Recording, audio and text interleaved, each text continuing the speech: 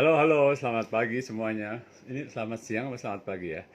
Oke, selamat datang kembali di Jakarta Vintage IG Live. Hari ini kita akan ngobrol-ngobrol sama Mbak atau Nona. Oke, Joan Rumengan. Oke, seorang jurnalis, seorang penulis juga yang udah lama banget. Kayaknya orangnya udah ada di sini. Oke, kita akan ngobrol tentang lifestyle dan media. Oke, apa sih? Kenapa eh, Joan ini mau ngajak ngobrol soal itu ya? Oke, kita tanyakan. Oke, thank you pada banyak nih teman-teman yang udah muncul. Oke, ada Philip. Oke, halo Anita. Oke, nah, oke ada Studio Max. Oke, jadi saya akan sehat-sehat. Oke, Oke, halo. pagi. Selamat siang Kalau deh, nggak kamu pagi pagi nih. apa siang sih? Siang kali ya. Udah siang. Iya. Oke. Yes, ini Apa di rumah kabar atau di Mas mana? Lutfi? Di rumah ini masih. Oke, alhamdulillah Ya, baik. baik ya. Syukur deh.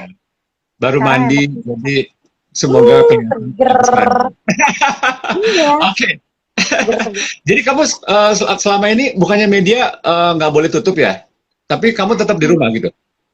Kerja dari rumah gitu. Apa kalau di kantorku reporter-reporternya juga dibatasi kerjanya, jadi mereka nggak usah turun lapangan. Jadi Oh ya? liputannya ya iya, via WhatsApp aja dulu atau kalau konfirmasi narasumber gitu-gitu. Oke, Terus udah gitu pressconnya online-online aja. Jadi emang belum disarankan untuk terjun langsung sih. I see, Gitu. I see. Oke, terus dapat media, dapat beritanya gimana dong? Gimana ya kalau reporter tuh aku nggak ngerti sih karena beda divisi kan kalau di kantorku. Kalau aku sendiri Ya, karena emang biasanya jatuh kayaknya handphone ini Mas Lutfi nih. iya Jatuh ya. ya. Iya, Terus? gampang kepleset. Iya, kalau aku sendiri karena penulis, jadinya emang jarang turun lapangan. Beritanya itu didapatnya dari diskusi sama tim, terus dari pemberitaan-pemberitaan apa nih yang rame di luar gitu. Jadi bukan Itu berita ya, sih. kalau misalkan kan berarti feature gitu ya. Lebih feature, iya, tentang gaya hidup. Gitu. Yang Oke, isunya lebih long lasting juga, timeless gitu ya, sih. ya, ya. Oke, ini teman-teman Joan ini walaupun mungkin semua udah banyak yang kenal karena dia sering muncul di itu loh TV apa seriesnya Tirto ya. Iya, di Oke, Tirto. seorang jurnalis, seorang penulis di tirto.id, sebuah portal berita online Hmm, online betul, ya. Oke, betul. dan khusus fokus di sosial dan budaya gitu ya. Nggak politik nggak ya? Iya. Akunya enggak, cuman si media ini Politik. fokusnya dia iya politik, sejarah, sosial budaya gitu. Ya, ya, ya, ya, ya, Akunya ya. sih enggak sih gitu. Oke, oke itu. Oke, jadi ini ada yang nanya tapi nanti aja. Iya, iya, Anita, iya. Oh, oke, nanti aja ya. Sip, sip. nanti aja. Oke. Jadi sekarang Oke. apa namanya? Aku pernah lihat sih TV Hmm. seriesnya. Istilahnya TV Hmm. series apa itu? Feature ya. Kita tayangan video sih bilangnya. Jadi sebenarnya ceritanya itu sejak Agustus tahun lalu kita coba format baru. Jadi biasanya kan kalau Tirto itu kan gini Mas, pemberitaannya itu kan long form ya. Istilah kata Mas Lutfi baca majalah Tempo yang panjang gitu misalnya. Nah ini tapi di online ya. Kita tuh Yes. tipenya gitu tuh yang long form gitu. Nah Ya, ya. sadar kan orang nggak semuanya punya waktu untuk baca. Benar. Jadinya kita coba bikin format video. Harapannya orang bisa lebih uh, tertarik untuk menyimak informasi yang berat Oke. gitu. Oke. Ya, ya, Nah, ya. jadinya waktu itu kita coba di video pertama Agustus tahun lalu, itu tuh kita ambil dari laporan investigasi yang lagi aku bikin sama teman-teman. Jadi kita setim lagi bikin waktu itu artikel soal sutradara Livi Cheng yang rame banget itu. Jadi Oke. yang ternyata dia aduh ada fraudnya juga di situ gitu-gitu. Jadi emang ini berita investigasi. Terus kita coba kemas dalam tayangan video. Terus ketika itu kita pikir kayaknya menarik nih untuk dilanjutin. Akhirnya kita bikin itu reguler mulai jadi sampai sekarang.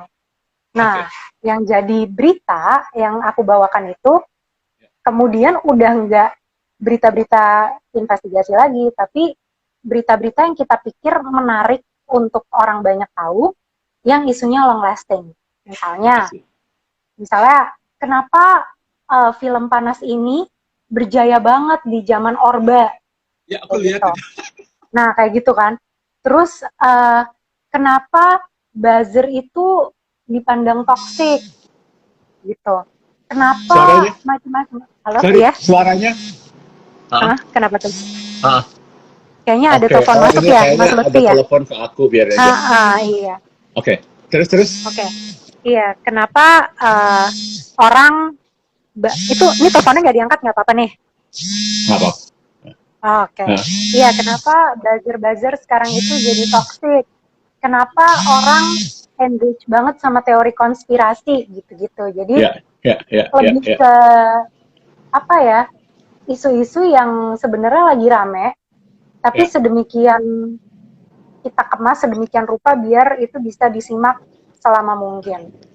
Gitu sih. Intinya. Jadi menyenangkan sih, ternyata responnya bagus ya. Gitu, orang tertarik. Oke, Joan, sorry, suaranya kok jadi jauh ya? Oh gitu, ini masih jauh kah? Padahal sama aja. Oke, masih. Oke. Cek, masih jelas kedengeran nggak?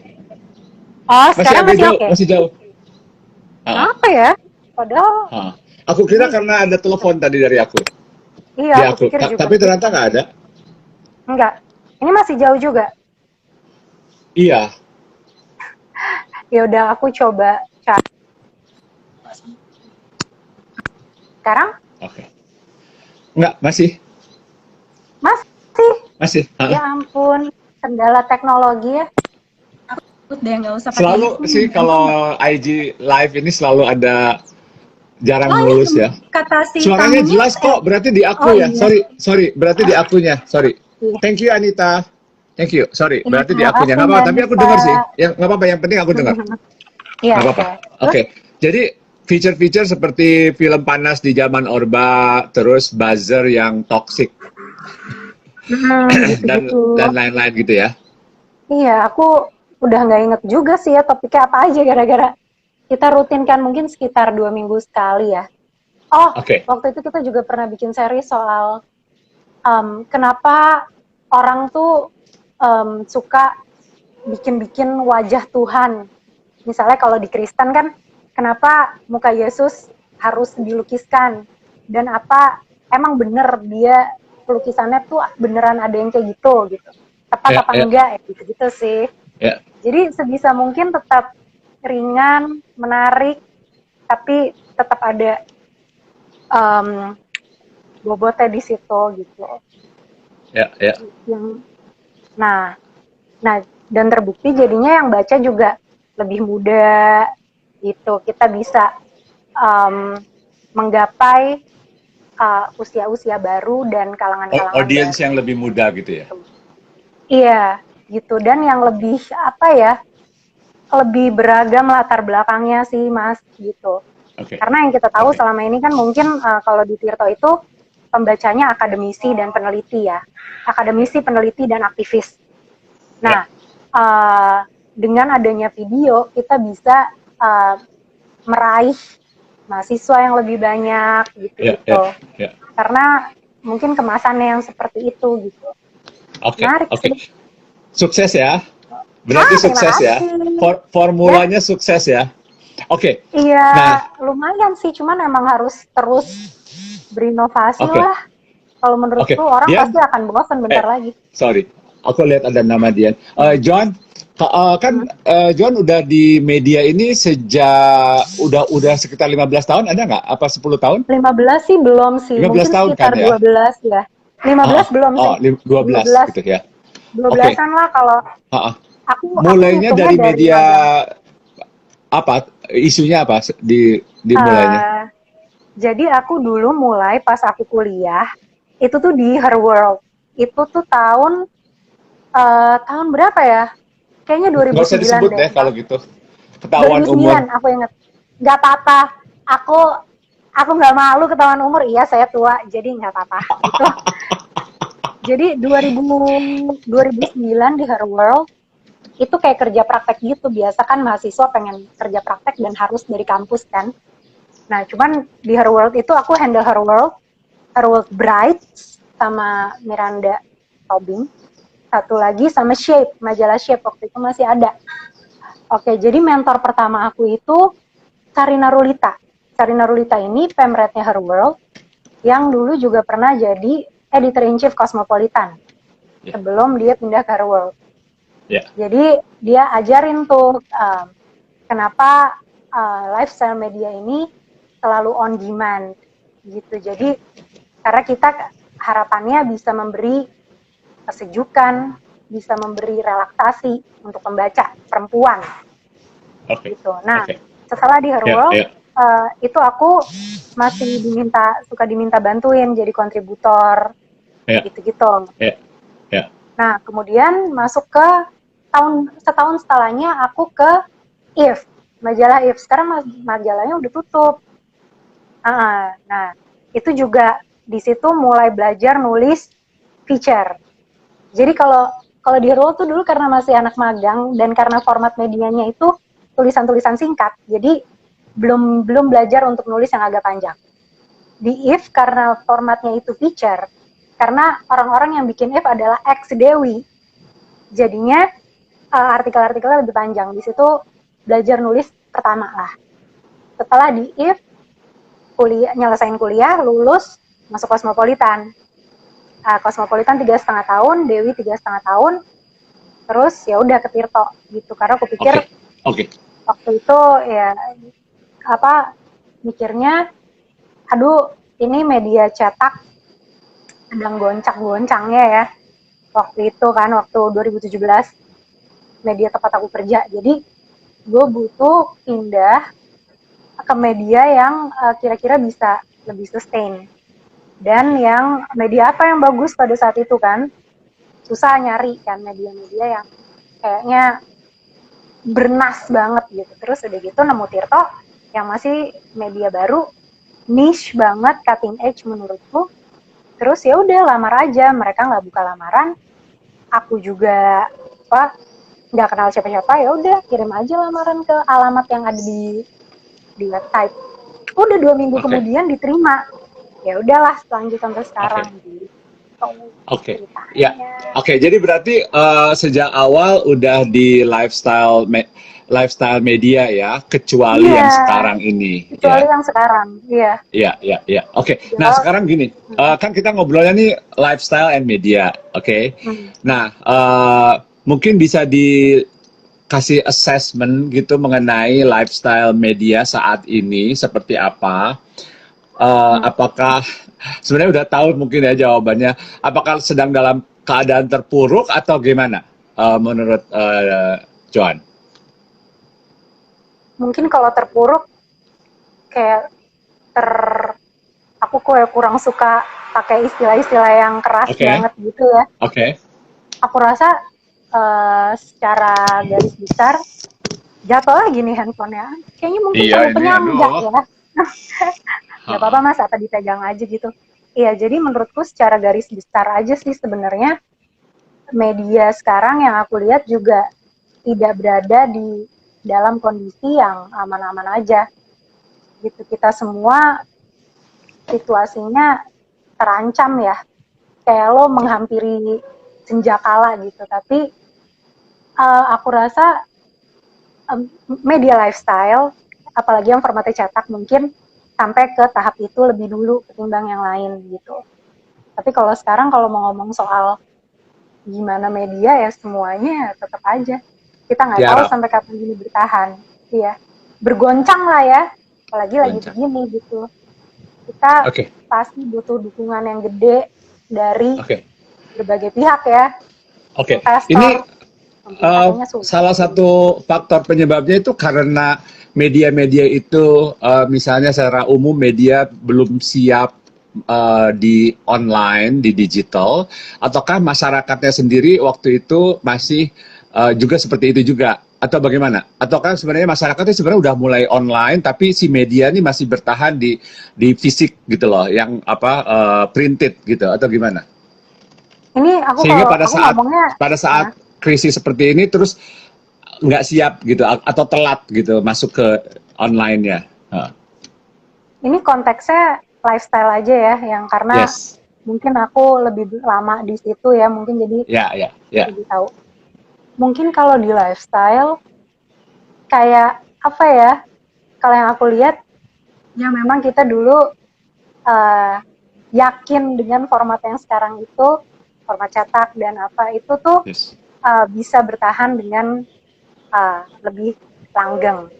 ya, ya, Tapi ya, sebenarnya kan untuk perubahan ke digital itu kan bukan semata-mata kayak oke, Dewi punya website misalnya, atau majalah B punya website.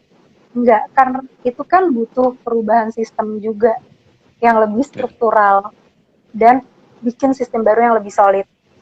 Berarti ya, perusahaan juga harus siap kayak mengeluarkan dana yang lebih besar untuk ke situ ya, gitu. Jadi kesiapannya tuh bukan perkara kayak lo punya website, tapi lo punya nggak bisa nggak menyediakan satu tim yang sistemnya ini terstruktur dan solid dari segala lini ya, mulai dari IT sampai jurnalis-jurnalisnya, sampai aktivasi yang juga penting, ya, aktivasi di digital media gitu-gitu. ya, Itu banyak banget PR-nya gitu. Jadi ketika lo tidak memikirkan ini, mungkin 10 tahun atau 15 tahun lebih awal dan tidak mempersiapkan ini lebih awal, maka lo akan sulit untuk bertahan gitu. Jadi karena ini nggak sama sekali nggak sederhana at all.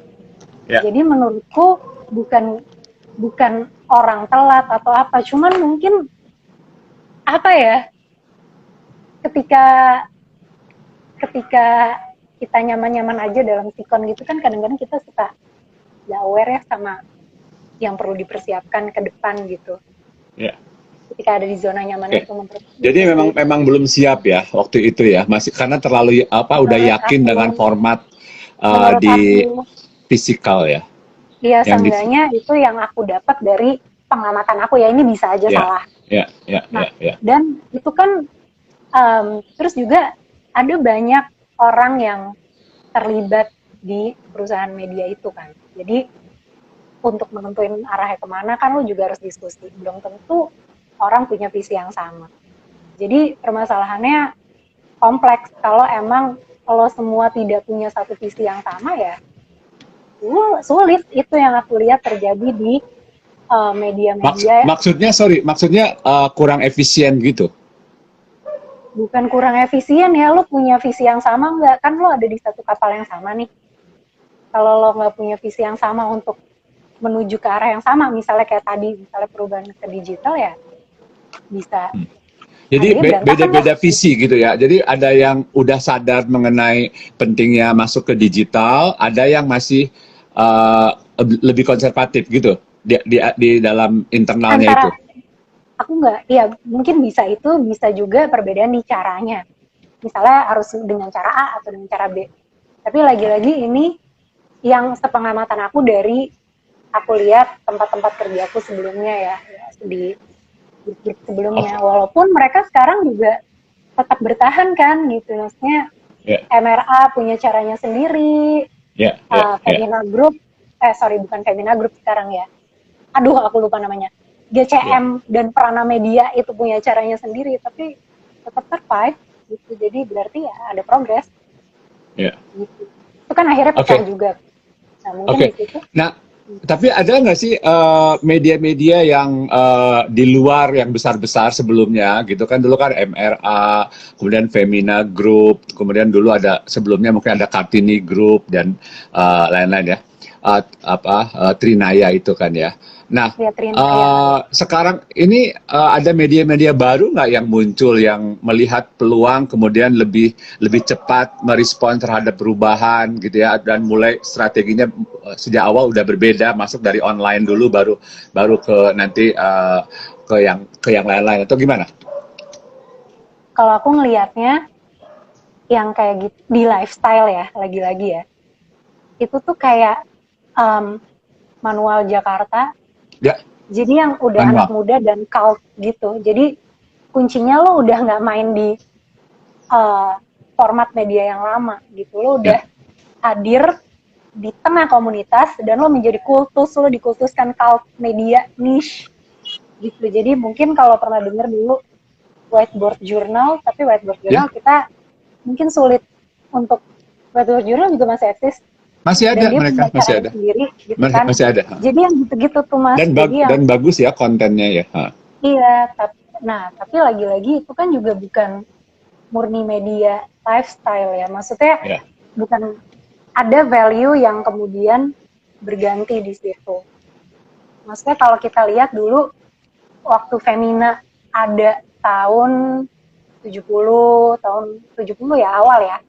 Itu kan dia dibangun dengan semangat kayak pengen, oke nih media perempuan nih, kita mau support perempuan berkarir, perempuan berhak punya ya, pekerjaan yang bagus, ya, perempuan bisa jadi wanita karir plus juga ibu rumah ya, tangga, dia bisa jadi ibu yang baik, sementara tapi dia juga harus bisa bersenang-senang. Pokoknya ini perempuan harus dipamper lah. ya, Femina hadir dengan semangat yang sangat bagus pada ya. eranya. Waktu Nah, itu ya. waktu itu juga yang membuat aku akhirnya tertarik untuk join di grup itu. Karena dia datang dengan value yang jelas. Ya. Nah, tapi kemudian jatuh lagi. Kayaknya sekali lagi Aduh, jatuh ini aku bisa kasih piring cantik. nyebelin ini. Oke, it's okay, nggak apa-apa. Terus? Nah, tapi kalau kita lihat sekarang itu kan kayak yang mencoba dijawab tuh beda gitu.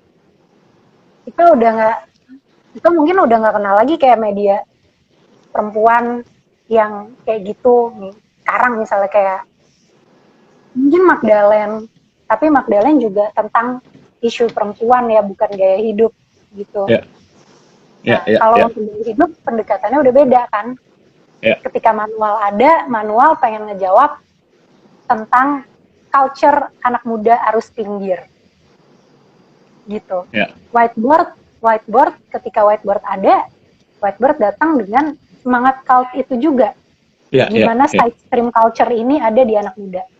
Jadi Oke. kita bisa lihat pergeseran yang menurutku sangat gede di media lifestyle. Ya, Dari Femina ada, sampai whiteboard ada, sampai manual ada.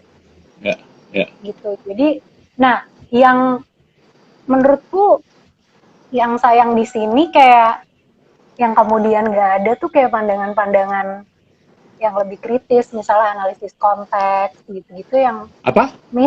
analisis konteks gitu-gitu loh Oke. Mas, yang minus gitu. Jadi sebenarnya pengetahuan-pengetahuan yang sebenarnya penting untuk ditaruh di naskah-naskah gaya hidup gitu. Jadi sebenarnya gaya hidup kan gak cuman mode, gak cuman kecantikan, gak cuman, menurutku Ya, udah gak relevan lagi kalau lo ngelihat lifestyle kayak lo harus liburan kemana yang bagus, lo harus pakai lipstick apa yang bagus, atau kayak oke. lo harus ke galeri mana. Tapi kan kita misalnya harus ngelihat kayak, misalnya oke, lo mau ngelihat seni gitu ya, lo mau ngelihat seni, lo suka sama Sri Hadi gitu, lo kan gak bisa kayak cuman oke, karya Sri Hadi bagus nih, ini pamerannya sampai tanggal 5 Agustus ya, Oke. terus dia Gini, dikasih warnanya. ya, dan sorry gini, mungkinkah sekarang ini peran-peran media lifestyle ya, yang kayak tadi yang disebut, apa namanya, fashion ya, segala macam itu sekarang digantikan oleh influencers di sosial media yang sangat, dan apa namanya, orang masih banyak juga ya followersnya, banyak banget loh, sampai jutaan untuk yang make up lah, cara memilih lipstick lah, baju yang untuk weekend lah, kayak gitu-gitu loh, yang sebenarnya mungkin sangat superficial ya, dan sangat mungkin ringan-ringan banget gitu, tapi itu banyak. Apakah itu yang menggantikan peran media dulu yang mungkin dilakukan oleh Femina dan lain-lain? Gimana? Kalau menurutku ya, kalau misalnya lo udah datang dengan value yang jelas, lo pertahankan itu. Jadi walaupun mereka Kenapa? misalnya, kalau misalnya udah datang dengan value yang jelas, Ya. dipertahankan gitu. Ya. Jadi misalnya kayak kalau sekarang mau dibilang digantiin sama influencer, menurutku enggak, karena kita bisa menyajikan sesuatu yang lebih berkualitas dari itu gitu. Maksudnya aku di naskah-naskah aku bisa ngomong kayak oke, influencers endorse produk kayak K-pop, make up. Tapi aku di naskah-naskah aku bisa ngomong kenapa K-pop itu bisa ada. Ya, lebih dalam. Di Tirto. Iya, jadi lebih kayak dalam. Kenapa K-pop bisa ada? Kenapa gayanya K-pop itu ada perpaduan streetwear-nya, ada emo-nya, tapi sweet. Kenapa? Ini kan yang nggak bisa dijawab sama influencer. Mereka nggak tahu itu dan nggak peduli. Dan menurutku media harusnya bisa bertahan dengan memberi ruang untuk orang bisa berpikir dengan lebih luas dan kritis. Oke. Gitu. Jadi ini sangat kritis sekali ya, komentar mengenai influencers itu. Kenapa? Bukan kenapa, kayak kita tetap perlu aja untuk tahu hal yang gak cuma nampak di permukaan gitu. Sesimpel itu deh. Sesimpel itu kayak oke, lo udah terpapar banget nih dengan K-pop, dengan K-drama. Itu gue gak nyalahin itu. Itu ya, kalau selama itu bisa menghibur lo, bisa membuat lo merasa baik dengan diri lo sendiri, gak masalah. Tapi masa iya lo gak pengen tahu gimana ini bisa ngedrive hidup lo? Masa iya lo gak pengen tahu kok gue bisa segininya ya sama K-pop? Kok K-pop, K-drama bisa segininya ya mempengaruhi hidup gue? Emang dari mana sih datangnya ini? Gimana sih ini bisa membahana? Masa iya cuy, lo cuma mau nerima apa yang dikasih tanpa lo mempertanyakan ulang apakah ini benar atau baik? Itu berarti persepsinya atau pengamatannya Joan mengenai influencer adalah seperti itu. Iya, nggak, maksudnya ini pengamatan aku. Kalau tadi pertanyaannya adalah apakah dia bisa menggantikan media? Bukan bisa, bukan apakah dia bisa menggantikan. Apakah mungkin peran-peran yang dulu dilakukan oleh misalnya majalah-majalah lifestyle dulu itu mungkin sekarang ini sudah tergantikan, sehingga orang tidak lagi mencari di media, tetapi karena udah ada influencers yang melakukan itu. Mungkin aku bertanya, apakah itu yang terjadi ataukah bukan? Enggak sih. Lagian mereka juga kayak kalau misalnya di majalah-majalah lifestyle yang udah ada malah kayak kerjasama ya. Mungkin yang diperlukan juga sekarang itu kan, kerjasama antara untuk bisa saling menghidupkan satu sama lain, ya bagus juga. Ini aku sekarang tanya, karena kita ngomongin influencer ya tadi, influencer dengan media itu ya, kita ngomong media kan media online atau media yang offline ya, itu apple to apple nggak kalau misalnya kita ngomong influencer media itu apple to apple atau nggak? Nggak. Influencers kan lo dibayar untuk ngebas gitu. Lo punya followers banyak, lo dibayar, terus lo ini. Kalau kita kan enggak, kita kan punya. Kalau media kan nggak, kemarin tuh gini, kan kita ada pembicaraan di sini sama orang PR juga ya. Terus kan ngomongin soal apa namanya channel-channel media yang digunakan oleh PR agency gitu kan ya. Selain conventional media gitu juga, aku tanya apakah pakai influencers atau enggak. Terus dia bilang iya, dia bilang gitu. Kadang-kadang kita pakai influencer, misalnya even ini kita ngomong sektor perbankan, bukan soal bukan lifestyle ya. Dia bilang iya. Tapi terus bagaimana pengalaman dengan influencers? Terus kesimpulannya bahwa influencer itu overrated. Gitu. Setuju nggak? Dalam konteks lifestyle ini, apakah juga itu yang terjadi, overrated atau bagaimana oleh Joan? Kalau dibilang influencers overrated, menurut aku balik lagi kalau tadi konteksnya kan Mas Lutfi ngomong sama orang PR. Orang PR yang harus menjual produk. Ya dia butuh influencers, jadi nggak akan pernah influencer overrated karena ya dia butuh itu. Ya. Influencers adalah platform marketing, jadi nggak bisa dibilang overrated sih buat aku.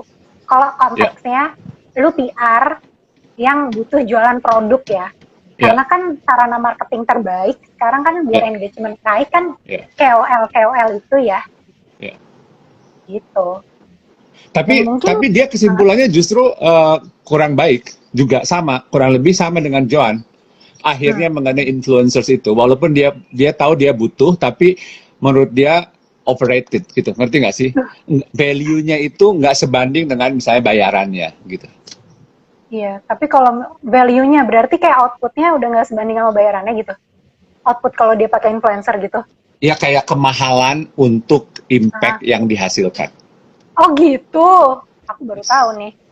Cara aku sama ya, terlalu mahal. Jadi dibandingkan antara yang mereka invest, yang mereka keluarkan dengan dampaknya, influence-nya yang diciptakan gitu, dihasilkan, itu nggak sebanding. Iya. Oh gitu. Jadi kurang lebih sama dengan Joan. Aku baru tahu, tapi ya nggak tahu ya. Masalahnya nih jualan sih ya. Apa? Kan kalau ya masalahnya kan kalau ini kan produk ya, jualan ya. Ya. Gitu kalau tujuannya beda. Oke. Mungkin bedanya ya antara influencer kan dibayar gitu ya, dia akan ngomong apapun karena dibayar gitu kan. Kalau media kan dia lebih netral, dia nggak ada kan tuh urusan dibayar. Cara kerjanya kan beda banget, jadi bener-bener kayak beda banget. Aku nggak ngerti tuh industri influencer gimana tuh sistemnya sekarang. Oke. Nah, kembali lagi ke lifestyle dan media ya, lifestyle media lah gitu, yang sekarang ini sedang kesulitan, tapi kan ini kesulitan ini bukan hanya terjadi di lifestyle media ya, secara umum, even ekonomi, ya, semua sektor dan lain-lain itu semua kena ya. Oke. Nah, apa yang dilakukan selain kan kebanyakan akhirnya kembali semuanya masuk ke sosial media, masuk ke online gitu. Apa sebenarnya pengamatan pengamatan Joan dengan media-media ini apakah udah cukup cepat atau bagaimana? Iya, aku kalau perhatiin ya nggak tahu ya, aku kan lihatnya cuma di sosmed dan di IG ya. Itu juga udah cukup cepat kok adjustingnya, lumayan lah untuk grup-grup media lifestyle ini ya, gitu. Kalau kita sendiri, mungkin kita di online jadi nggak apple to apple juga kalau mau ngomong gitu. Oke. Nah sekarang kita hubungan dengan COVID ya. Ini kan biasanya orang-orang media itu sangat cepat menangkap insight yang terjadi atau kejadian-kejadian yang ada di masyarakat gitu ya. Ini secara umum kalau ngelihat di pengamatan Joan ya, masyarakat pada umumnya merespons terhadap COVID, kemudian karantina ini segala macam itu gimana? Positifkah? Maksudnya ini adalah masalah, tetapi menghadapinya dengan positif, ataukah lebih banyak yang nyinyir, yang nyalahin ini, nyalahin itu, negatif dan lain-lain, atau bagaimana? Joan ngeliat itu gimana?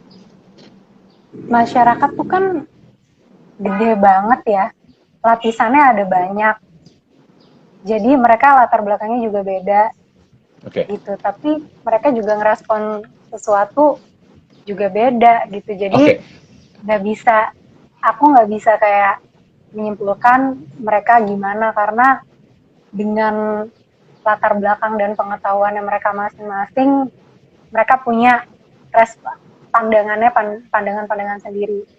Cuma yang masih aku sayangkan, ada orang-orang yang masih percaya dengan omongan influencer gitu, yang tidak benar, tidak berdasarkan fakta. Mereka lebih percaya omongan influencer atau buzzer ketimbang baca media-media yang kredibel.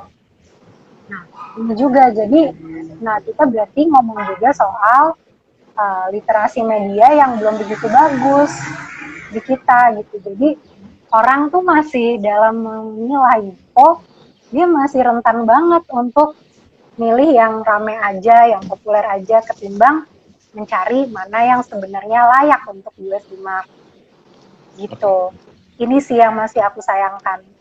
Tentu ada yang nggak kayak gitu, tapi yang begini ini yang masih aku sayangkan aja. Oke, dan itu terjadi di semua lapisan, bukan hanya dominasi di lapisan tertentu aja. Orang-orang yang terpengaruh oleh buzzer tadi, oleh hoax atau oleh influencer itu. Mungkin kalau orang-orangnya yang lebih kritikal gitu, dia nggak akan kepengaruh dengan si buzzer-buzzer ini. Dia akan lebih thoughtful untuk cari info yang lebih benar gitu. Oke. Gitu. Jadi nalar kritis yang harus dimiliki lagi-lagi ya. Aduh, balik ke situ deh. Ya, aduh, ini copot melulu. Iya, dipegang aja Mas Lutfi. Aku dari tadi megang kayak udah kayak kalau dipegang suka goyang-goyang soalnya. Iya, memang ini aku megang dan menyandarkan tangan. Apa namanya, handle-nya ini jelek, kayaknya udah lama. Oke, yes. Oke, kembali lagi. Oke, kita ngomongin soal COVID ini ya, hubungannya dengan COVID ya. Terus gimana ya? Joan kok Dian? Ini soalnya ada tulisan Dian di belakang. Sorry ya. Joan ngelihat nggak sih bahwa orang pada saat karantina dengan adanya COVID ini, orang-orang di rumah dan lain-lain, kan ada kemudian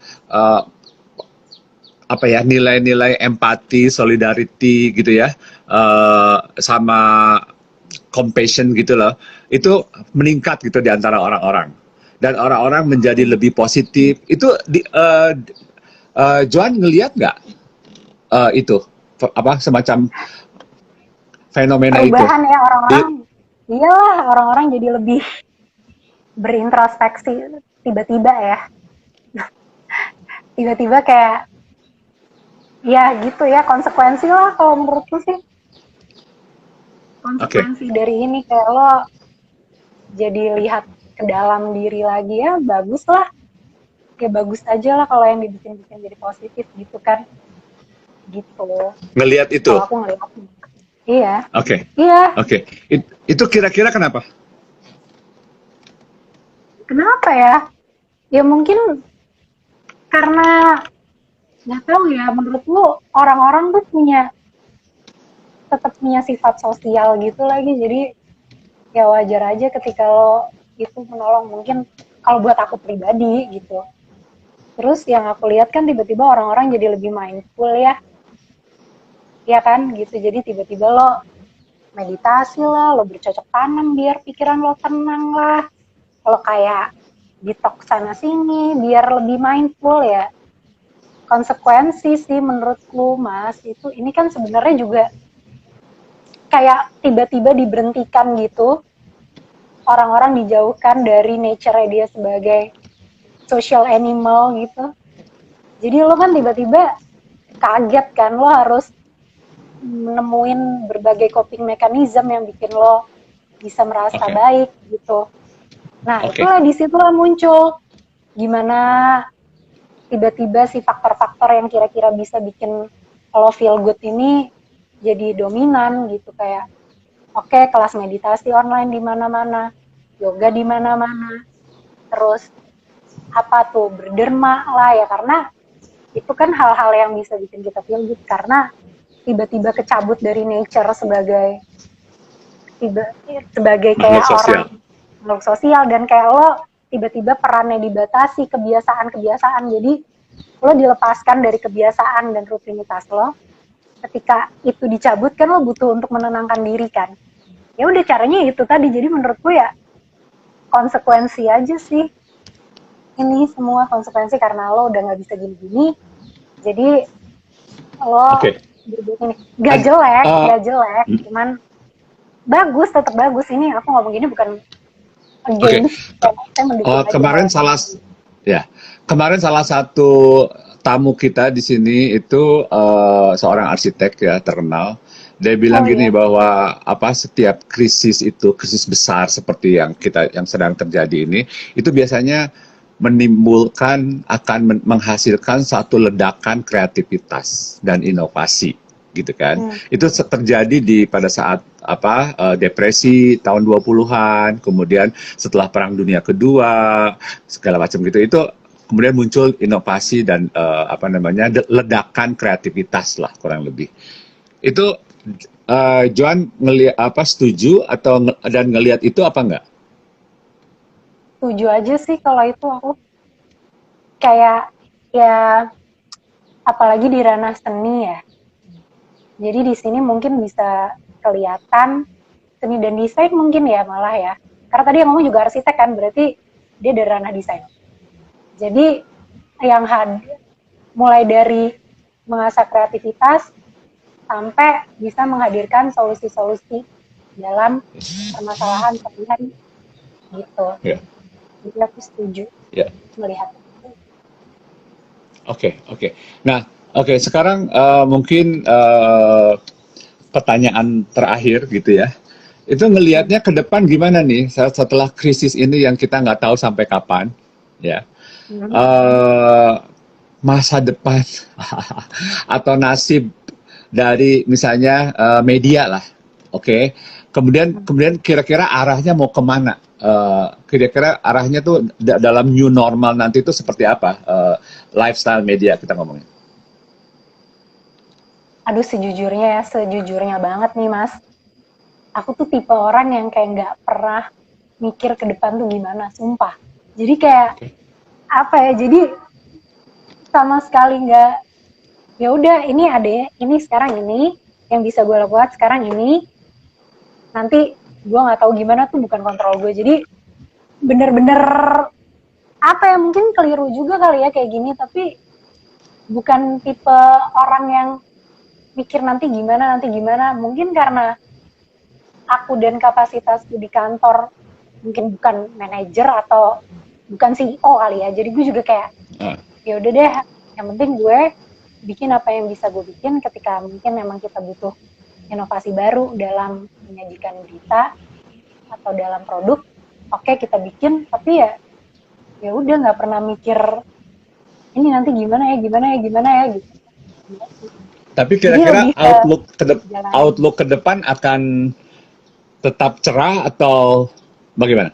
Aku nggak tahu sumpah beneran. Kayak Oke. Karena penuh dengan ketidakpastian sih, jadi nggak terlalu. Oke, nggak apa-apa. Terus yang terakhir lagi, adalah apa yang harus dilakukan dalam situasi seperti ini oleh sebagai seorang yang bergerak di bidang media? Kalau menurut aku, tetap produksi konten-konten yang baik dan bermanfaat untuk publik. Tetap memotivasi orang untuk punya nalar kritis, untuk gitu sih. Itu sih yang menurutku. Jadi dua ya, memproduksi konten-konten yang baik, kedua memotivasi orang untuk tetap optimis gitu punya ya. Nalar kritis. Punya nalar kritis aja. Bernalar gitu. kritis. Terus nanya kenapa, apakah ini penting, apakah ini baik, kayak I see. terus ditanya gitu, jangan kayak lo nerima aja lah ya nih.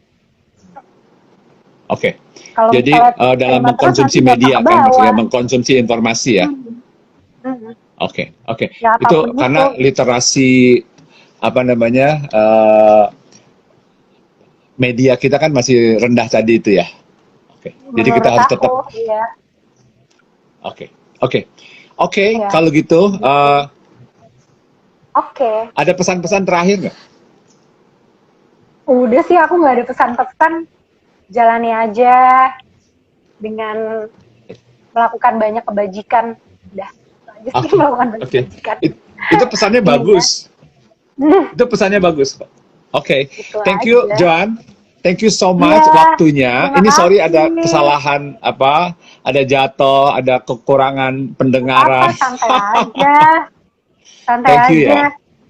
Iya, thank Waktunya you ya. banget ya Thank Mas Lutfi, sehat-sehat terus ya. sama-sama. Yes, sama-sama. Oke, Bye. thank you teman-teman. Oke, Terima kita kasih nanti akan teman-teman. bisa dilihat di IGTV ini nanti setelah ini. Yes, thank you semuanya. Oke, Terima sampai kasih. ketemu lagi. Oke, Ya, bye-bye. Bye. Nah.